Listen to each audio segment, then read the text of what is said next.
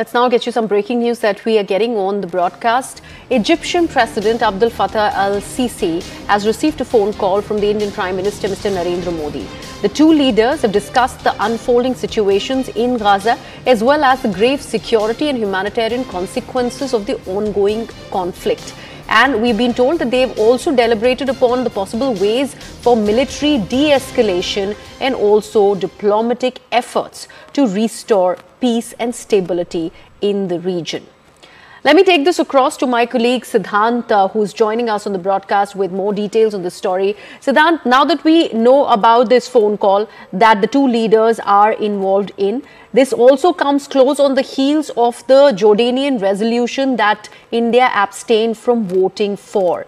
Now, how does one explain India's stance? Because on the one hand, we also see aid that's going from the Indian territory into the Gaza Strip for the people, for the Palestinians who are there, who are being impacted massively because of the Israeli airstrikes. And on the other hand, we also see how India is maintaining a balanced position by abstaining for voting in favor of the resolution.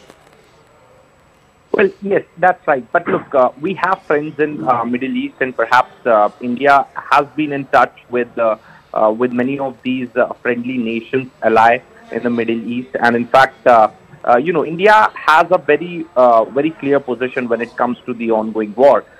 In fact, today also the sources in the government of India again confirmed, and perhaps we were told that the only reason that India abstained and perhaps did not vote in favor of the resolution, the reason is that it did not had mention of terrorism, or perhaps it did not call 7th October attack as a terror attack, and that was the main reason. Now, coming to India-Egypt relationship, we have a long historic relations with Egypt, and Prime Minister Modi shares personal rapport with President El-Sisi. In fact, there are multiple working groups in which both nations are working together. At times, both leaders have exchanged, greetings with each other. In fact, India also invited Egypt to be a part of G20 meeting in New Delhi. So we have a very close relationship and trade with Egypt, and this is a time when it is important for India also